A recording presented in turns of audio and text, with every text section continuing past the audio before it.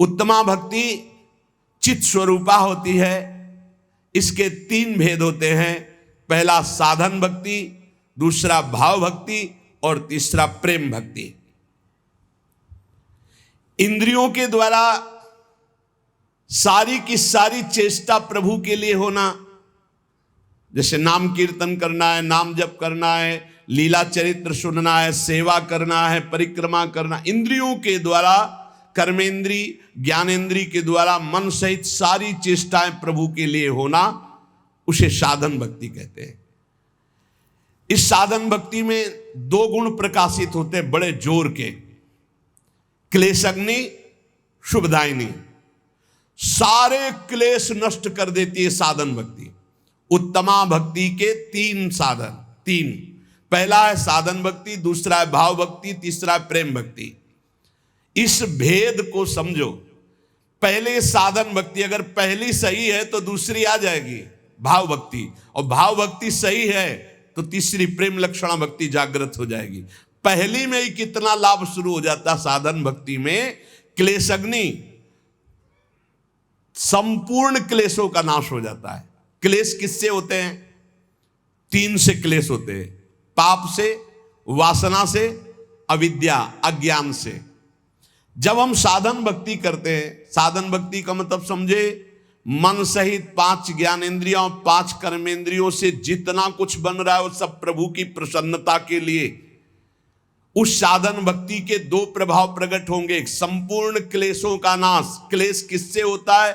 3 बातों से। पाप से क्लेश होता है, वासना से क्लेश होता है और अज्ञान से क्लेश होता है। ये साधन भक्ति में ज्ञान प्रकाशित हो जाता है, संपूर्ण वासनाएं भस्म हो जाती है और पाप नष्ट हो जाता है। इसलिए क्लेशग्नि, संपूर्ण क्लेश का नाश साधन भक्ति में ही हो जाता है। और शुभदायिनी,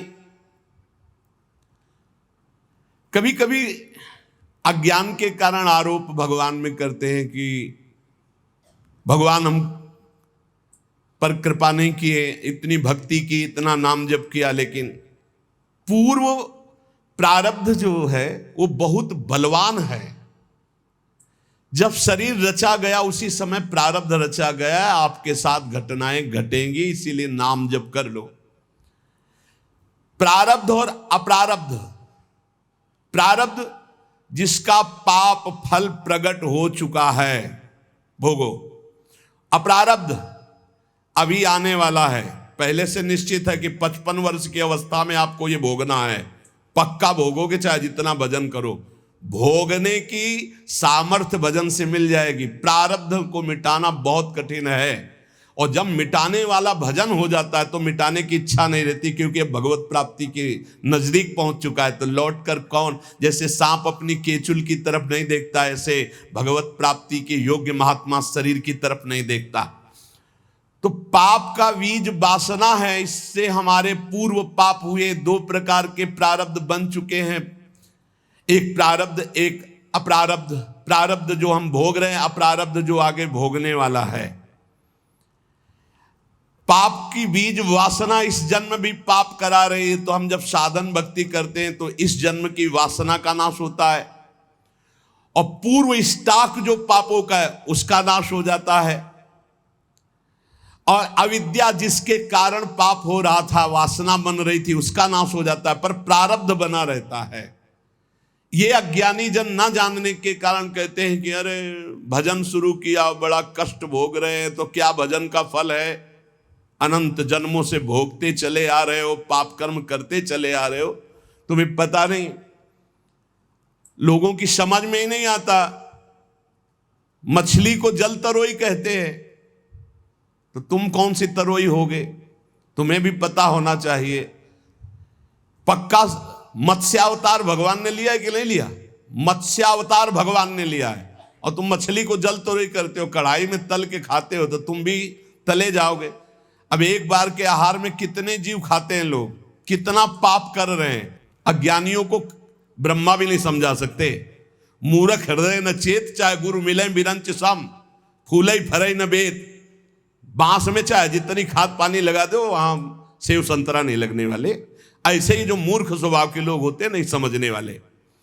जब साधन भक्ति का अनुष्ठान किया जाता है तो उससे दो प्रभाव प्रकट होते, क्लेश अग्नि और शुभदायिनी।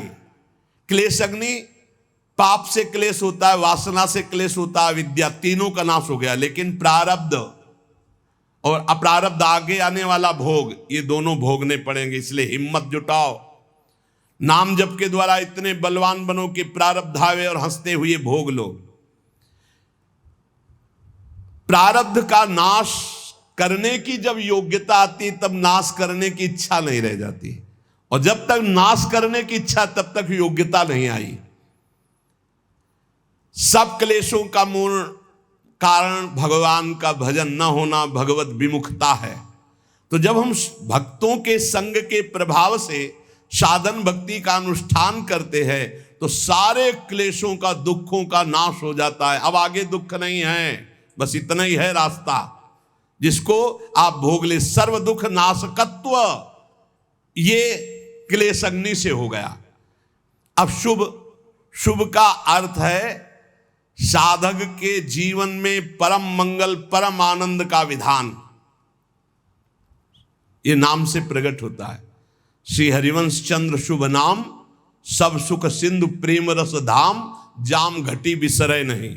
एक क्षण न बिसरो, हर समय नाम जप करो, ये महाशुभ प्रकाशित कर देगा। शुभ से क्या होता है? जैसे क्लेश अग्नि से वासना, पाप, अविद्या का नाश, प्रारब्ध के भोगने की सामर्थ्य आ गई। शुभ से क्या होता है? बोले शुभ सारी दैवी संपदा प्रकट कर देती है। साधन भक्ति से विषय सुख, ब्रह्म सुख, पारमेश्वर सुख, ये सभी प्राप्त हो जाएगा। आपको विषय सुख चाहिए तो भी साधन भक्ति करो, आप देखो विषय सुख प्राप्त हो जाएगा, ब्रह्म सुख प्राप्त हो जाएगा, पारमेश्वर सुख प्राप्त हो जाएगा। और अगर इन सुखों की चाह न करो तो प्रेम प्रकट हो जाएगा। साधन भक्ति करते करते भाव प्रकट होता है। भाव भक्ति, तीन भेद उत्तमा भक्ति के, पहला साधन, फिर भाव, फिर प्रेम।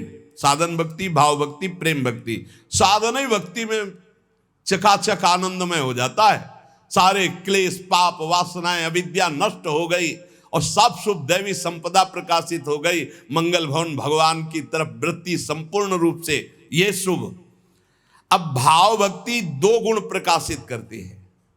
साधन भक्ति दो प्रकाशित किए, क्लेश अग्नि, शुभदायिनी, और भाव भक्ति दो गुण प्रकाशित किए, मोक्ष लघुताकृत और सुदुर्लभा।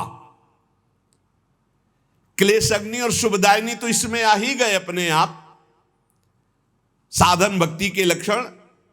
भाव भक्ति में तो समा ही गए ये क्लेश अग्नि और शुभदायिनी, पर इसमें मोक्ष लघुताकृत और सुदुर्लभा, बड़ा सुंदर।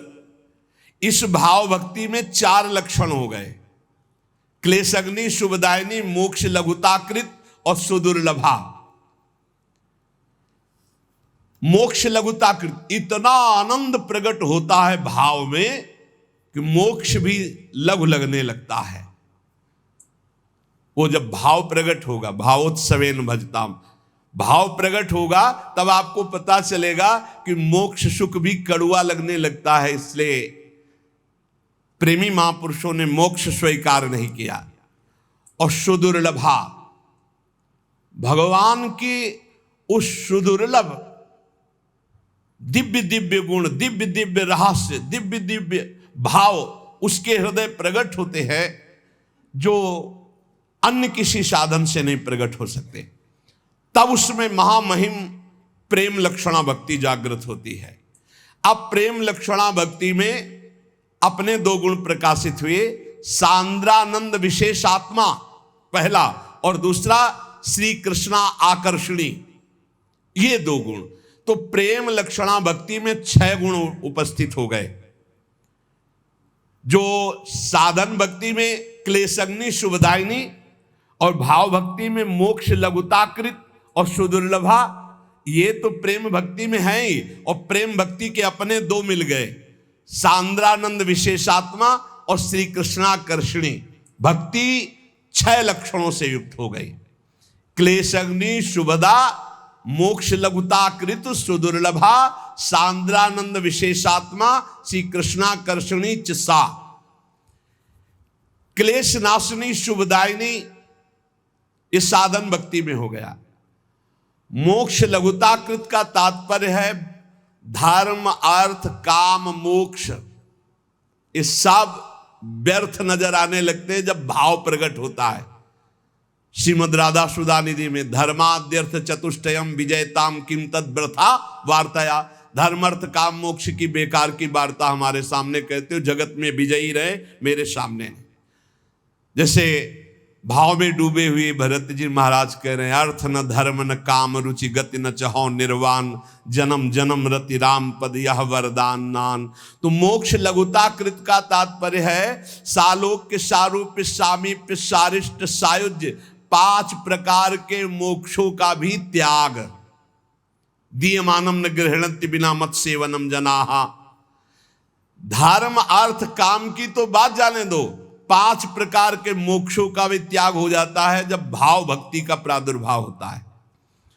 और सुदुर्लभा सब सिद्धियां, बड़े बड़े सुख, बड़े बड़े लाभ, बड़े बड़े रहस्य, ये सब उसके सामने होते हैं जो भाव भक्ति में डूबा हुआ महापुरुष है।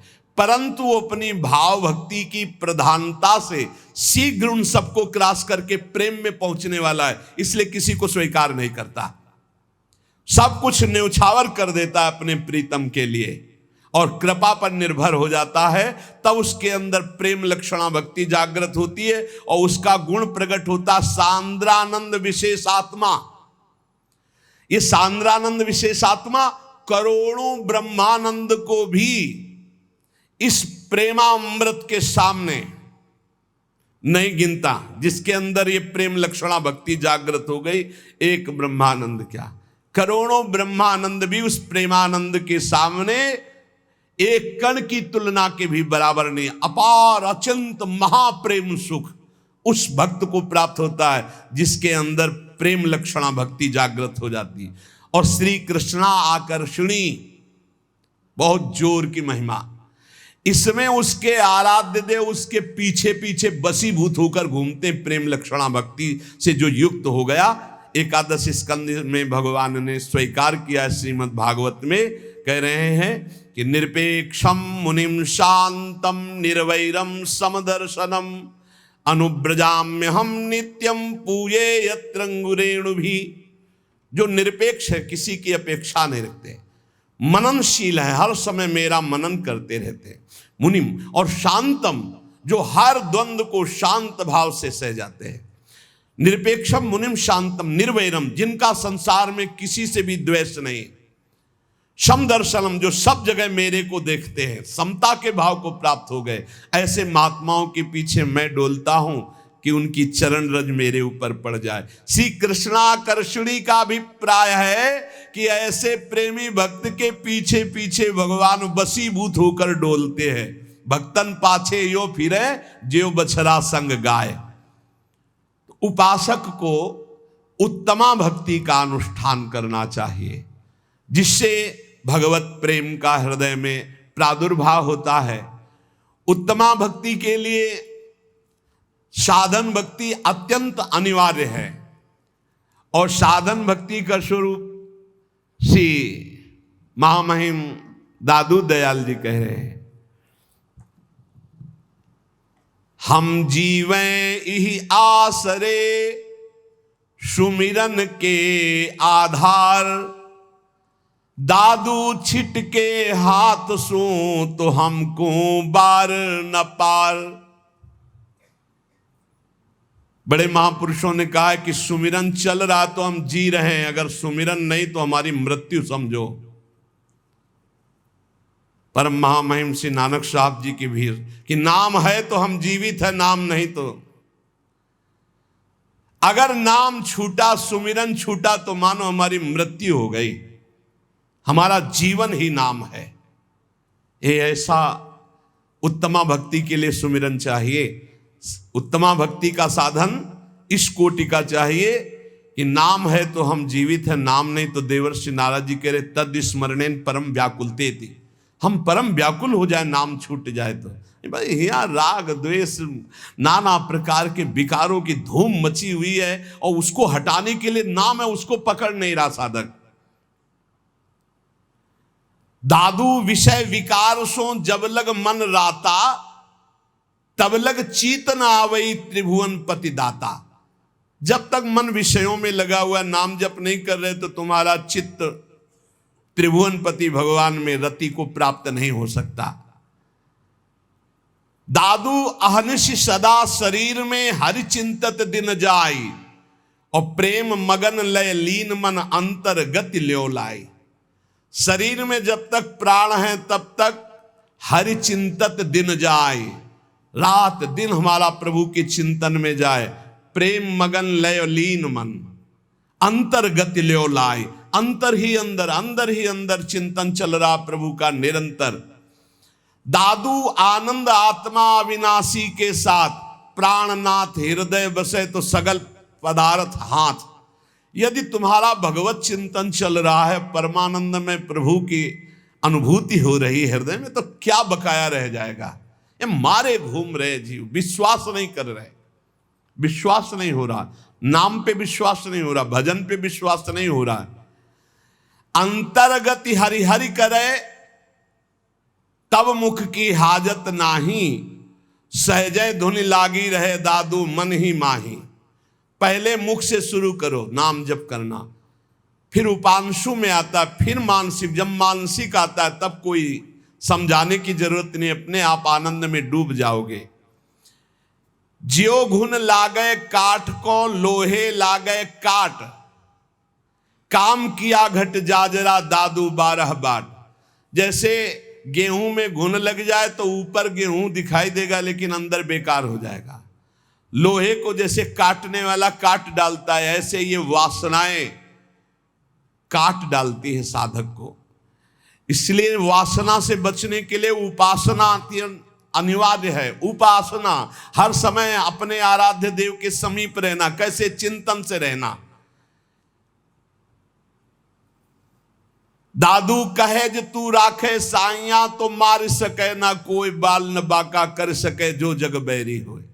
यदि नाम निरंतर चल रहा, मेरा ईश्वर मेरा प्रीतम मेरी रक्षा कर रहा है, तो काम क्रोध लोभ मोह मद मत्सर ये बाल बाका भी नहीं कह सकते। जे सिर सौंप्या राम को सो सिर भया सनाथ, आहा दादू दे उरण भया जिसका तिसके हाथ। प्रभु ने दिया था जीवन, प्रभु को समर्पित कर दिया। जो प्रभु को समर्पित कर दिया, जिसका सर प्रभु के हाथ में, कौन त्रिभुवन में ऐसा पैदा हुआ कि उसका बाल बाका भी कर सके। हाँ, प्रभु मंगल विधान करते रहते हैं, वो बड़े बड़े भक्तजन जानते। बाहरी लोग तो कहेंगे उनको कष्ट दिया गया, उनको कष्ट दिया गया, लेकिन जिनको कष्ट दिया जा रहा है उनको वो परमानंद है जो केवल उनका हृदय जानता है, दूसरे नहीं जानते हैं। इसलिए दादू जो साहब को भावे नहीं, सो सब परिहरि प्राण। मनसा वाचा कर्मना जेतु चतुर सुजान। जो तुम्हारे इष्ट को अच्छा नहीं लगता वो कभी मत करो। यदि इष्ट के विपरीत करोगे तो धोखा ही मिलेगा। जो उपासक अपने इष्ट के थोड़ा भी प्रतिकूल करेगा तो हृदय जलता रहता है। जो साहब को भावे नहीं, सो सब परिहरि प्राण। संतों से इसीलिए सुना जाता है कि उनका अनुभव भी होता है। किसी साधक से कह रहे थे कि तुम्हें सिद्धावस्था प्राप्त करने के लिए कोई विशिष्ट साधना नहीं करनी, क्योंकि जैसे बट वृक्ष की छाया में बैठे हुए को धूप नहीं लग सकती, ऐसे गुरु कृपा पात्र को माया नहीं सता सकती। बस तुम एक आज्ञा का पालन करो, असंग रहो। शरीर से असंग रहो और मन से भी असंग रहो, अपने आप सिद्ध हो जाओगे, अपने आप भगवत प्राप्त हो जाओगे। जो गुरुजनों के वचनों को मान ले तो सिद्धि गुरुजनों के वचनों में होती है। मोक्ष मूलम गुरु कृपा, समझो पहले। मोक्ष मूलम गुरु कृपा। तुम ऐसा करो तुम्हारा काम हो जाएगा। भला ऐसा करने से काम कैसे हो सकता है? खत्म खेल, गए तुम। ऐसा करो काम वो पक्का हो जाएगा, पक्का हो जाएगा। बिना पढ़े चारों वेद प्रकाशित हो गए, ऐसा कैसे हो सकता है? ये गुरु कृपा। गाय चराने को आदेश कर दिया, गाय चराते ही ब्रह्म प्राप्त हो गए। दादू जो साहब को भावे नहीं, सो बाट न बूझी रे, जब लगिए मन थिर नहीं। ये मन चंचल है ना, साहब कहते हैं इस गली चलो, वो नहीं, वो इस गली चलेगा। अरे वो रास्ता नहीं चलना जिसमें हमारे साहब का आदेश नहीं। साहब हमारे गुरुदेव हैं, साहब हमारे ठाकुर जी हैं, ये शास्त्र हमारे साहब हैं जो आज्ञा कर रहे हैं, हमको वैसे चलना है। साईं सो सन्मुख रहे, इस मन सो जूझ रे, मन से लड़ना पड़ेगा। जो मन से लड़ गया वही बहादुर। दूसरे को पटक देने वाले तो आपको मिल जाएंगे, लेकिन मन को पटक दे ऐसे मिलने कठिन है। मन की पटकी खाने वाले तो करोड़ों अरबों मिलेंगे, लेकिन मन को पटक दे ऐसा कोई गुरु का चेला मिलेगा। गुरु मेहरबान तो ये चेला पहलवान। अब पटक देगा अपने मन को, युक्ति पा गया ना। जिसको गुरु का सहयोग मिल गया वो माया पर विजय न प्राप्त कर ले, उसका कारण उसका कोई मनो आग्रह है, कुछ पकड़े है। अगर पकड़ छोड़ दे और गुरु के सहारे ऐसे हो जाए तो नैया पार। एक बोर्ड लिए खड़े थे, जब आ रहे थे कह रहे थे दरिया भी तेरी, लहर भी तेरी, नैया भी तेरी और खेवैया भी तेरी, अब क्या मुझे परेशानी। दरिया भी जहां डूबने कब है वो भी तू है, तेरी है, लहर भी तेरी है डूबने वाली, और खेवैया भी तू है, नैया भी तू, अब मेरे को क्या परवाह। बिल्कुल परम सत्य। वही दरिया है, वही लहर है, वही नैया है, वही खेवैया है, बस समझ जाओ और पैर पकड़ ले। हरि का आश्रय मामे में प्रपद्यंते, माया में ताम तरंती थे। दादू जो साहब को भावे नहीं, सो बाट ना बूझ रे, साईं सो सन्मुख रहे, इस मन सो जूझ रे। मन से लड़ना पड़ेगा। अगर गुरमानी हो गए तो माया मुक्त हो गए, मनमानी हो गए तो माया में फंस गए। अपने साहब को जो ना भावे वो नहीं करना चाहिए, नहीं भोगोगे। देखो एक प्रश्न किया परसों कि जब महापुरुष होते हैं तब ये माया समझने क्यों नहीं देती कि ये महापुरुष है? ऐसा क्यों होता है? जब वो होते हैं तब समझने नहीं होते, जब बाद में चरित्र पढ़ते तब लगता है यार बहुत बड़ी निधि थे, चले गए। हम कहीं वर्तमान में दुर्योधन भी नहीं समझ पाया भगवान श्री कृष्ण को, क्योंकि वो स्वयं ऐसे लीला विहारी रचना रचते हैं कि समझ न पावे। बड़े बड़े सिद्धों में ऐसी लीलाएं रही हैं कि लगता था कि ऐसा कैसे हो सकता है। इछावर ये फतेहपुर जिला में है, जब भ्रमण कर रहे थे, ये यमुना के किनारे पड़ता है, तो वहाँ कुछ दिन रुके। तो इधर बिंदौर है, इधर इछावर है। इछावर में फक्कड़ स्वामी रहते थे, फक्कड़ स्वामी, उनको फक्कड़ कहते ही थे। फक्कड़ किसे कहते हैं? फिकर फार फकनी करे ताको नाम फकीर, निश्चिंत महात्मा, जिसमें चाह मिटी, चिंता मिटी, मनुआ बेपरवाह, उनको कहते फक्कड़ महात्मा। कोई फिकर नहीं, कोई चिंता नहीं, बस एक लंगोटी पे रहते थे और 1000 गुड़िया का माला रखते थे, रुद्राक्ष का मोटा वाला। और गांव के लोग जब कोई भक्ति से उनके पास बाहरी जाना चाहता तो पहले ही लगे थे, कह देते हाथ जोड़ते मत जाओ। हमारे स्वामी जी को आप एक शब्द नहीं बोलेंगे, अगर जाना है तो जाओ, तुम्हें किस तरह स्वागत करेंगे भगवान जाने, पर आप बोलने की हिम्मत नहीं रखते। अगर उनका अपमान करोगे तो हम खड़े हैं, हम लोग, आप जाओ मत, हम पहले आपसे बता रहे हैं। और वो बड़े अलबेले महात्मा थे, लाखों की कामनाएं सिद्ध कर दी। वो सिद्ध महापुरुष थे, पर सिद्ध करना उनका बहुत विचित्र था। एक पुलिस विभाग के बड़े अधिकारी थे, उनके संतान नहीं हो रही थी। सुना फक्कड़ बाबा के पास समस्त कामनाएं पूर्ण हो जाती हैं, तो पूरे अपने लाभ लश्कर के साथ गांव के लोग पहले ही लगे रहते, बाहर दूर, उनको भी नजदीक नहीं रहने देते फक्कड़ स्वामी, दूर से। उनका साहब हाथ जोड़ते मत जाओ। बोले नहीं, हम तो बड़ी श्रद्धा से जा रहे हैं। बोले वहाँ श्रद्धा की पूजा नहीं होती, वहाँ दूसरी श्रद्धा चलेगी। बोले जो कुछ होगा सहेंगे। बोले साहब हम बर्दाश्त नहीं कर पाएंगे अगर हमारे स्वामी जी को आप कुछ बोले। बोले कुछ नहीं बोलेंगे। गए जो ही वो तो अस्थिमात्र हुए रहे शरीरा, ऐसे थे। जो ही दृष्टि गई सो शास्त्र नाम की तरह गालियां शुरू कर दी। अद्भुत, ये बड़ी विचित्र गति। इसीलिए बाद में कैसे, अब वो तो सत्संगी होंगे तभी इतना सहनशील थे। नजदीक गए, कहा स्वामी जी हर उपाय करके देख लिया है, संतान नहीं हो रही, उस संतान के बिना हमें अपना जीवन व्यर्थ लग रहा है। पत्नी बगल में, उनका प्रणाम करो। अब गाली नहीं दे रहे थे, अब शांत हो चुके थे। तो 1000 गुरिया वाला रुद्राक्ष उठाया, घुमाया, मोटर मारा उनकी पत्नी के, तो ऐसे पूरा रुद्राक्ष ऐसे। अब वो चीख पड़ी। गांव के लोग बिल्कुल अलर्ट खड़े रहते थे, क्योंकि उनका व्यवहार ऐसा था कि हर एक बर्दाश्त नहीं कर सकता, और वो बहुत गंभीर थे।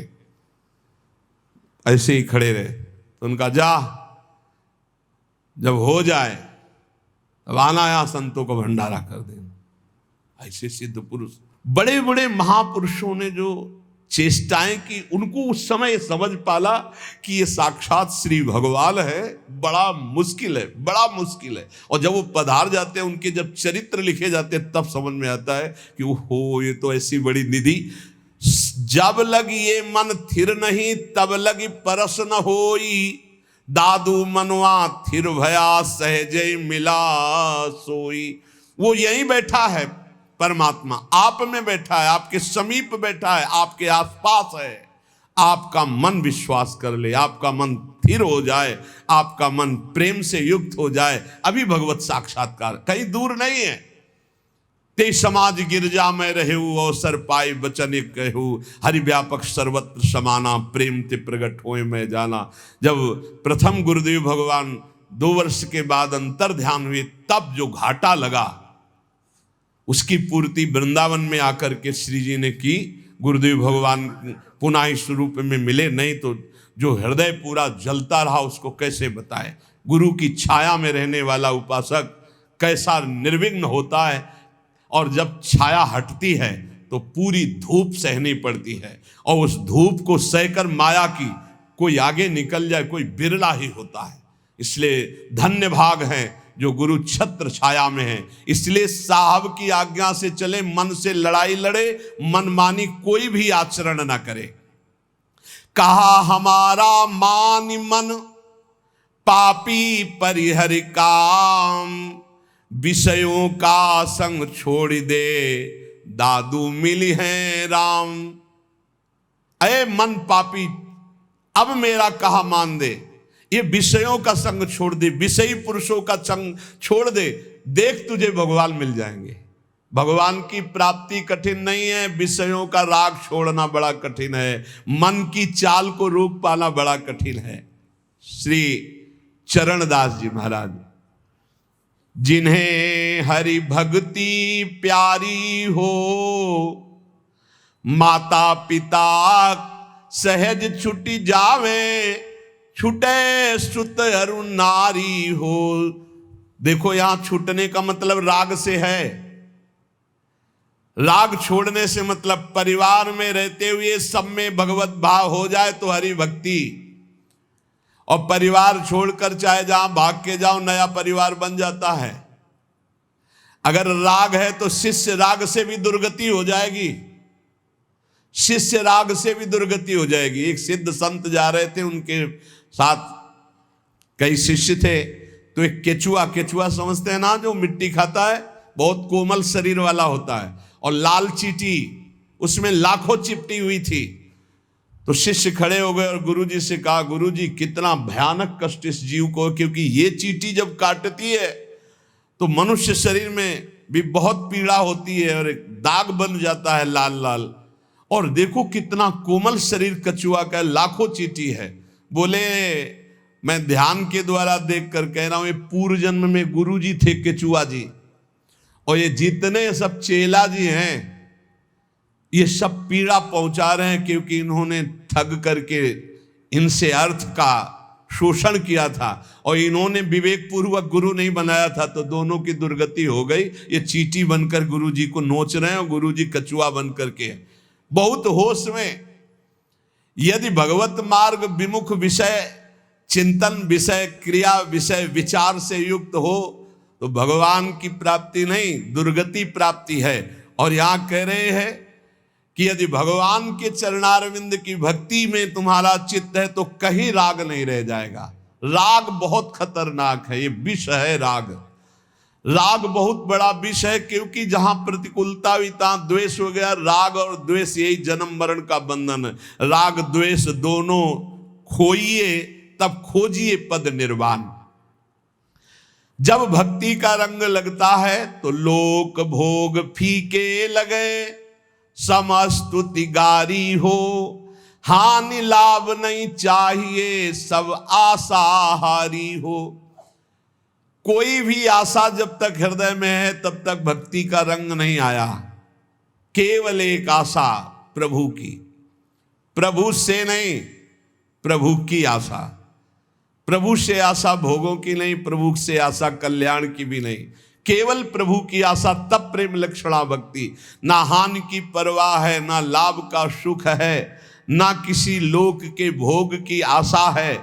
जगसु मुख मोरे रहे, करे मुरारी ध्यान हो, जित मनुआ लागो रहे, भय घट उजियारी हो। गुरु सुखदेव बताइया, प्रेमी गति भारी हो, चरण दास चारों वेद सु, और कछु न्यारी हो। मन मारे तन बस करे, साधे सकल शरीर, फिकर फारी कफनी करे, ताको नाम फकीर। वही भक्त है, कोई फिक्र नहीं, कोई चिंता नहीं। श्री गुरुदेव के बताए हुए मार्ग पर चलकर निरंतर भगवत आराधना में तन्मय है। मनुष्य जीवन का परम लाभ उत्तम प्रेम लक्षणा भक्ति। उत्तम प्रेम लक्षणा भक्ति का सरल शब्दों में निरंतर अपने प्रभु में चित्त जोड़े रहना। जैसे बने वैसे कर लो, गा के रो के हंस के, जैसे बने वैसे चित्त को प्रभु में जोड़े रहो, यही सर्वोपरि साधना है। और गृहस्थ में हो तो अपनी पत्नी से केवल भाव, वो भी संयम पूर्वक। और भगवान की प्राप्ति के लिए सबसे ज्यादा दुश्मन है ये काम भाव। बस इसी से लड़ना है, सब इसी से मिट जाएंगे। इसीलिए पहले रखा काम, काम क्रोध, फिर लोभ मोह मद मत्सर, ऐसे रखा गया है। पहला मिटा कि सब मिट जाएंगे। पहले काम को मिटाना है। जो भक्ति या ज्ञान या योग में जाना चाहता है, सबसे पहले इस काम को मिटाना है। काम को वही मिटा सकता है जब इसका चिंतन छूटे। इसका चिंतन छोड़ने का तात्पर्य है निरंतर प्रभु का चिंतन करना। इसीलिए हम कहते हैं राधा राधा राधा राधा। हर समय नाम जप करते रहो, सत्संग सुनो, मनन करो, उसको आचरण में उतारो। इसी जन्म में भगवत प्राप्त हो जाओ, निहाल हो जाओगे। शेष चर्चा आगे। श्री राधा वल्लभ लाल की।